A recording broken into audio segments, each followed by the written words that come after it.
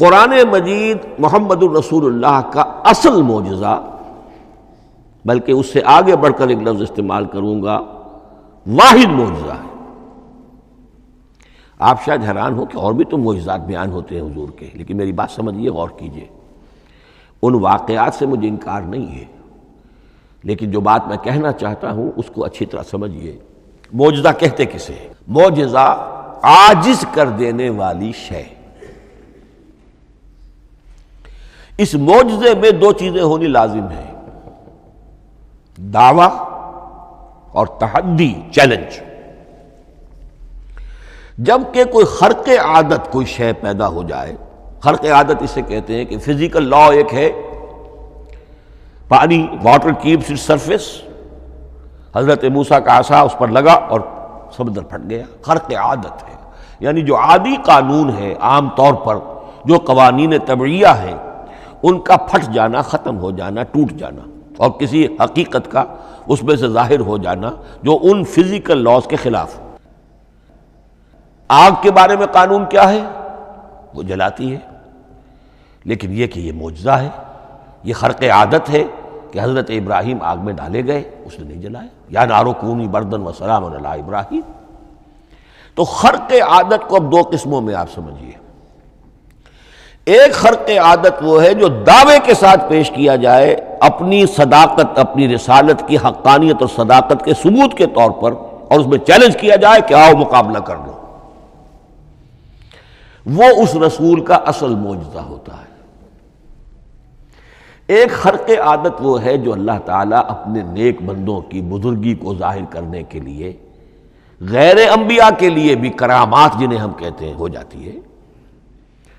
بہت سے صحابہ سے وہ کرامات ثابت ہیں۔ حضرت عمر رضی اللہ تعالی عنہ کو شام کا میدان جنگ دکھا دیا گیا، یا ساریۃ الی الجبل کے الفاظ آپ نے فرمائے۔ ابھی تو ٹیلی ویژن کہیں نہیں تھا، ابھی یہ سارے وسائل و ذرائع موجود نہیں تھے، یہ خرق عادت ہے۔ غیر نبی کے لیے اسے ہم کہیں گے کہ یہ کرامات ہے۔ نبی کے لیے لفظ معجزہ اختیار کر لیا جاتا ہے، لیکن معجزہ اس کو نہیں کہنا چاہیے، اصل میں یہ بھی نبی کے لیے کرامات کے درجے کی شے ہے جو اس سے بلند ہے۔ معجزہ وہ ہے جسے کوئی نبی دلیل کے طور پر پیش کرے اور اس پر چیلنج کرے کہ آؤ اور مقابلہ کرو۔ مثلا حضرت موسیٰ علیہ السلام کو دو معجزے دیے گئے، اور اس میں سے جو سانپ بن جانا تھا لاٹھی کا، وہ معجزہ ہے جس پر چیلنج بھی آیا اور ساحروں سے مقابلہ بھی کیا، اور ساحر شکست کھا گئے، عاجز آ گئے۔ القی السحرۃ ساجدین، وہ سارے جادوگر جو ہیں فوری طور پر بے اختیار سجدے میں گر گئے۔ آمنا برب موسیٰ و ہارون، ہم ایمان لے آئے موسیٰ اور ہارون کے رب پر۔ یہ معجزہ ہے۔ اس معنی میں محمد الرسول اللہ صلی اللہ علیہ وسلم کا معجزہ صرف قرآن حکیم۔ قرآن مجید میں آپ سورہ انعام میں بھی دیکھیں گے بہت ہی شدت کے ساتھ، سورہ بنی اسرائیل میں دیکھیں گے بڑی تفصیل کے ساتھ معجزے طلب کیے گئے۔ آپ اس مکے کی سرزمین میں ابھی ہمارے دیکھتے ہی دیکھتے چشمہ نکال دیجئے، ہم مان لیں گے آپ اللہ کے رسول ہیں۔ آپ ہماری نگاہوں کے سامنے آسمان پر چڑھ کر دکھائیے، پھر وہاں سے کتاب لے کر اتریے، پھر ہم سمجھ لیں گے آپ اللہ کے رسول ہیں۔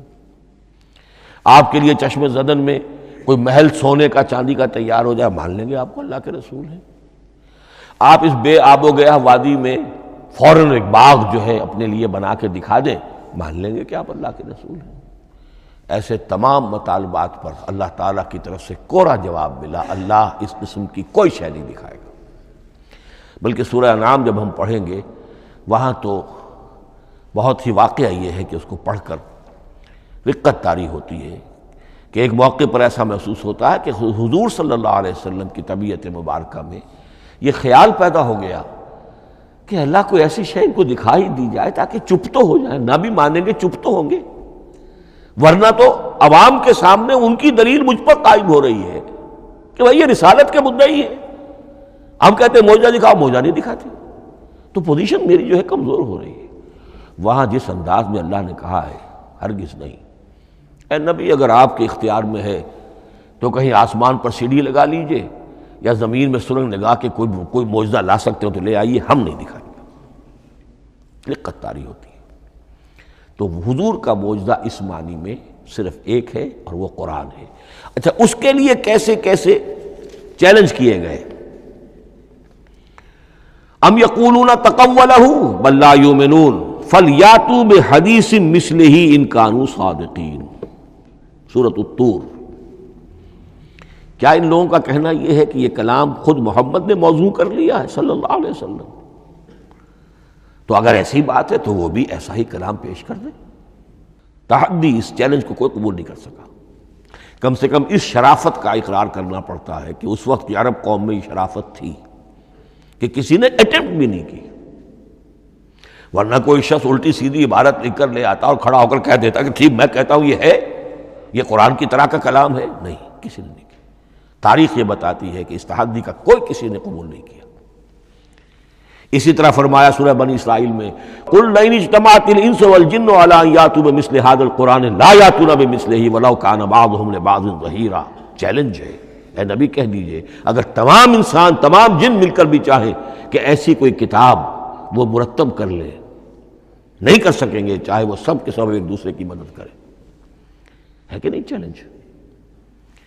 اسی طریقے سے سورہ ہود میں فرمایا، اب اس کو کہتے ہیں برسبیل تنزل، پوری کتاب نہیں لا سکتے قرآن جیسی، چلو تو 10 سورتیں لے آؤ۔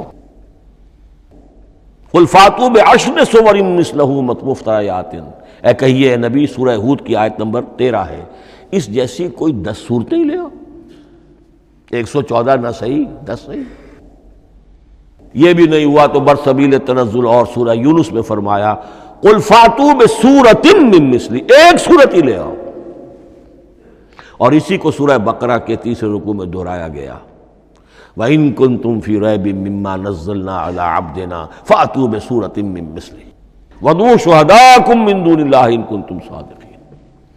لیکن نوٹ کر لیجئے کہ کسی نے یہ جرأت نہیں کی، نہ قرآن کے اس دعوے کو چیلنج کیا، نہ کسی نے مقابلے کی کوشش کی، نہ کوئی اپنی کوئی تصنیف و تالیف یا اپنا کوئی کمپوزیشن لا کر اور یہ دعویٰ کر کے کھڑا ہوا کہ جمع کر لیجئے، منصف بلا لیجئے، کوئی کمیشن بٹھا لیجئے، میرا یہ کلام بھی بالکل ہم وزن ہے اس کلام کے۔